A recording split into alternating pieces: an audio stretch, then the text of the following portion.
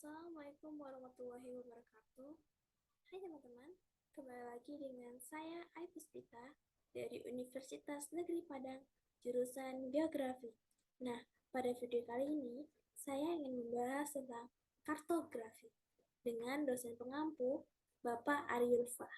Nah, lebih lengkapnya lagi, kita tonton yuk video selanjutnya.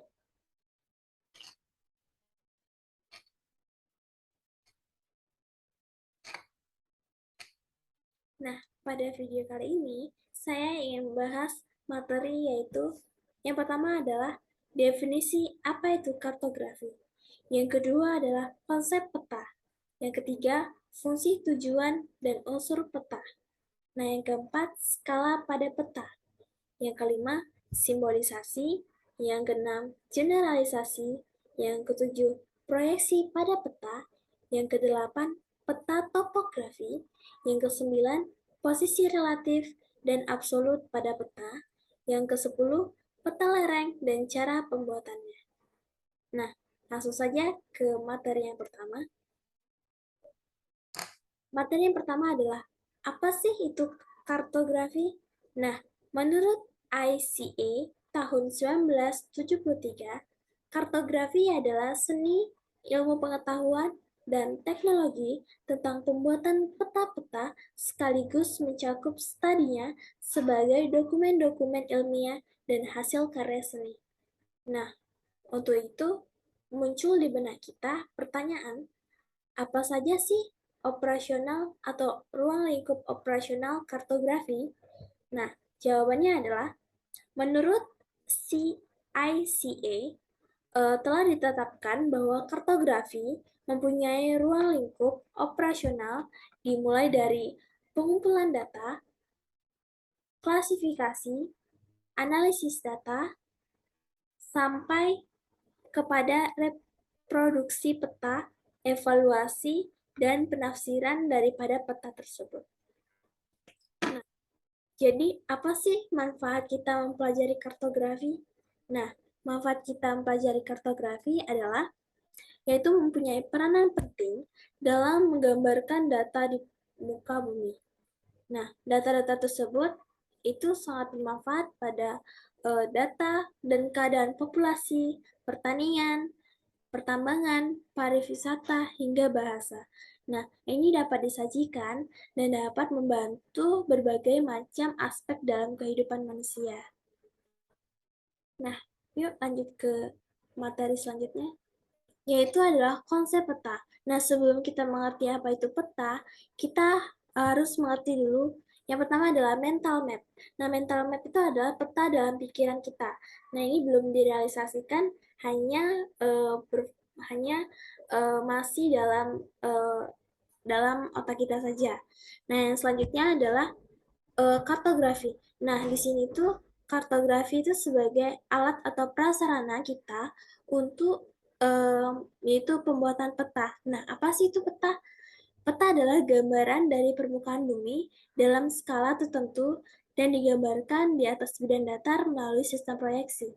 Nah, jadi dari mental map, kita menggunakan kartografi dan kita merealisasikannya sebagai data dalam peta. Nah, selanjutnya itu adalah fungsi, tujuan, dan unsur peta. Nah, yang pertama adalah fungsi peta.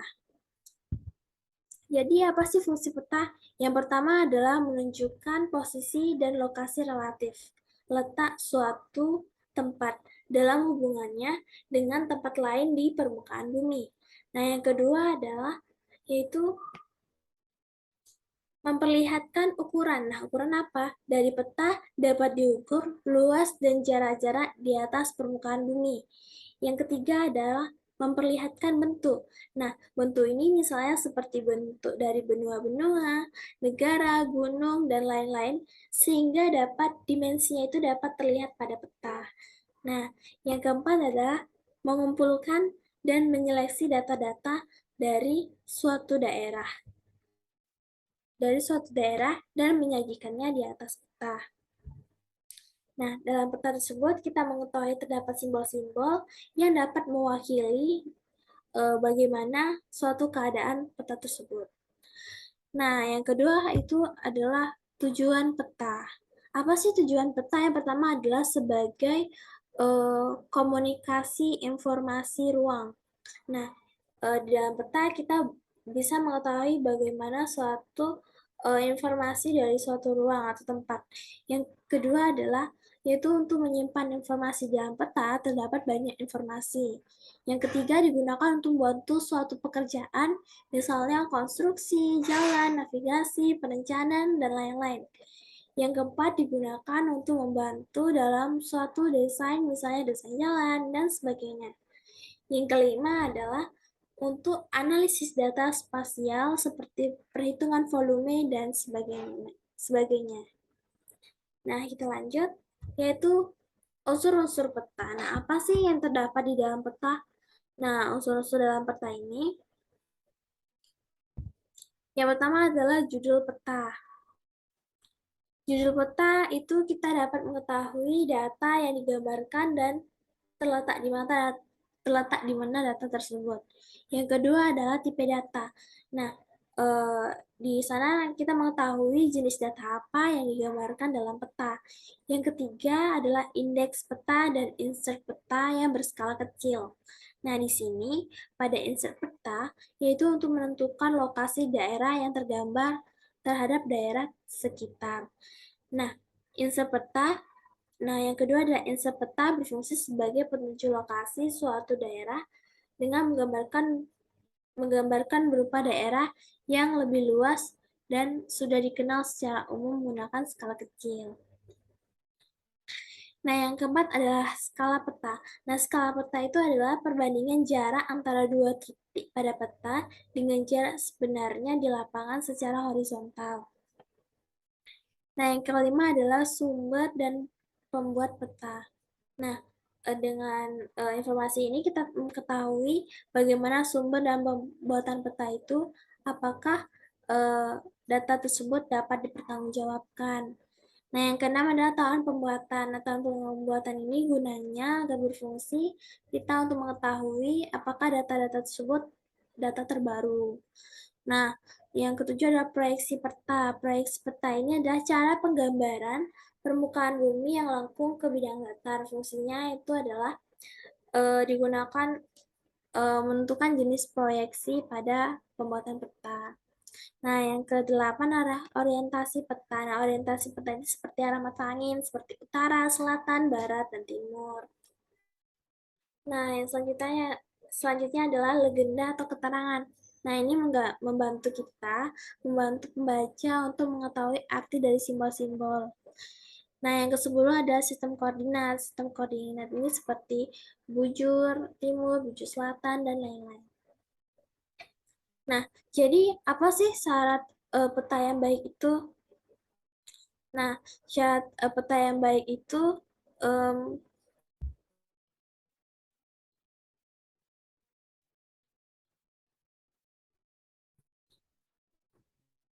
Nah, muncullah pertanyaan di benak kita, nah apa sih syarat peta yang baik itu? Yang pertama adalah peta tidak boleh membingungkan. Yang kedua adalah peta itu harus mudah dimengerti oleh pembaca. Nah, yang ketiga, peta itu harus memberikan gambaran yang sebenarnya. Yang keempat, yaitu eh, peta itu harus digambarkan dengan sedap dipandang atau sesuatu yang bagus.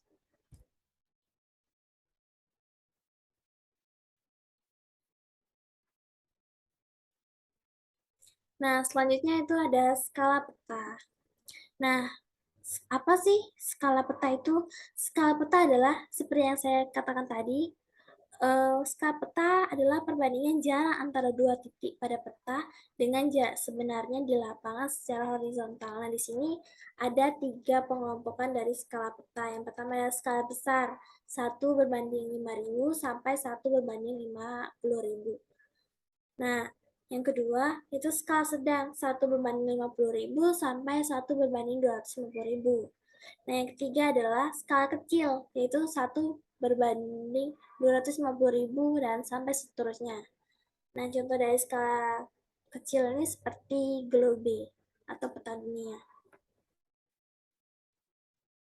Nah, selanjutnya ada simbolisasi. Nah, simbolisasi ini agar memudahkan kita mengetahui bagaimana arti suatu simbol. Yang pertama ada simbol berdasarkan bentuk. Itu seperti titik, garis, dan luasan. Nah, contohnya bisa kita lihat pada gambar. Ada titik, garis, dan luasan. Nah, yang kedua adalah simbol berdasarkan wujud. Nah, seperti friksional, geometri, huruf atau angka. Nah, bisa kita lihat contohnya pada gambar. Nah, selanjutnya ada generalisasi. Apa sih itu generalisasi? Nah, generalisasi adalah suatu pemilihan dan penyederhanaan dari penyajian unsur-unsur pada peta dan selalu harus berhubungan dengan skala dan tujuan dari peta itu sendiri. Nah, jadi apa sih arti penting dari generalisasi? Nah, generalisasi ini itu pertama adalah bertambah padatnya isi peta dikarenakan reduksi skala. Yang kedua adalah terbatasnya kemampuan pada mata, yaitu 0,02 atau 30 cm. Yang ketiga, ukuran minimum. Nah, apa sih faktor yang mempengaruhi dari generalisasi ini? Itu adalah seperti skala. Yang kedua adalah maksud atau tujuan dari peta. Selanjutnya, yaitu adalah proyeksi pada peta. Seperti yang kita bahas tadi, proyeksi adalah suatu cara atau teknik dalam pemindahan gambar dari suatu bidang bulat, meridian ke bidang datar pada peta.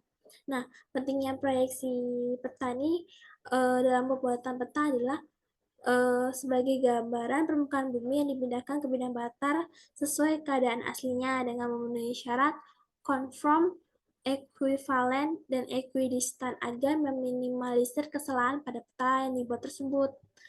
Nah, di sini ada dua bentuk bidang proyeksi, yaitu ada azimutal seperti pada gambar bentuknya, yang kedua ada bentuk kerucut, ada bentuk silinder.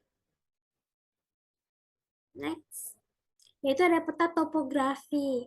Peta topografi itu adalah peta yang menggambarkan dan menjelaskan permukaan relief bumi dengan garis-garis kontur sebagai penjelasnya.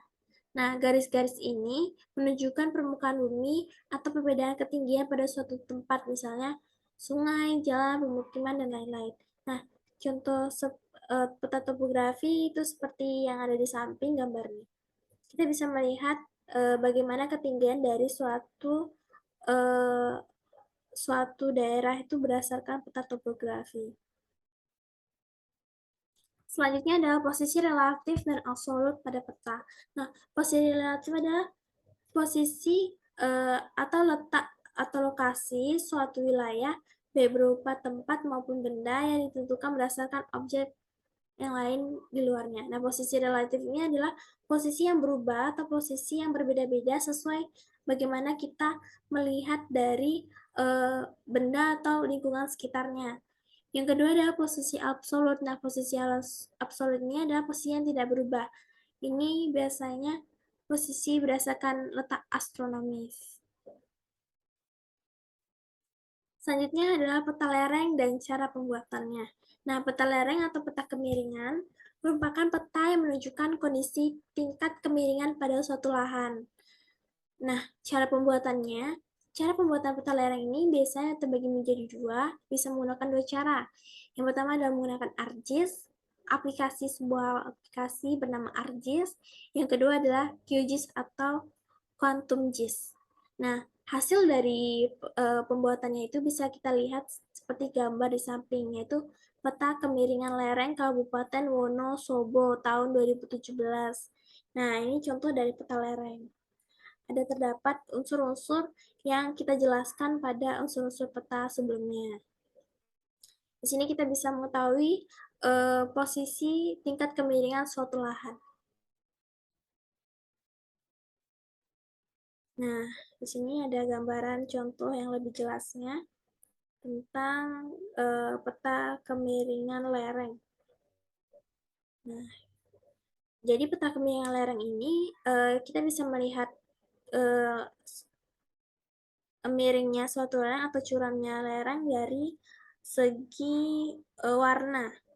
Kita bisa melihatnya dari Kemiringan lereng berdasarkan warna, ada merah itu sangat curam, oranye itu curam, kuning itu agak curam, hijau itu landai, dan yang hijau adalah datar. Nah, kita bisa mengidentifikasikan peta tersebut berdasarkan warnanya, seperti keterangan-keterangan pada peta kemiringan lereng. Nah, sedikit motivasi dari saya, itu adalah kebanggaan terbesar kita bukanlah tidak pernah gagal, tetapi bangkit kembali di setiap kali kita terjatuh. Nah, motivasi saya ini, dengan motivasi singkat saya ini, berakhir pula presentasi dan pembahasan saya pada video kali ini. Semoga apa yang saya ucapkan dan saya bahas dapat bermanfaat bagi teman-teman semua. Nah, saya sudahi dengan Assalamualaikum warahmatullahi wabarakatuh. Ketemu lagi di video selanjutnya. Dadah!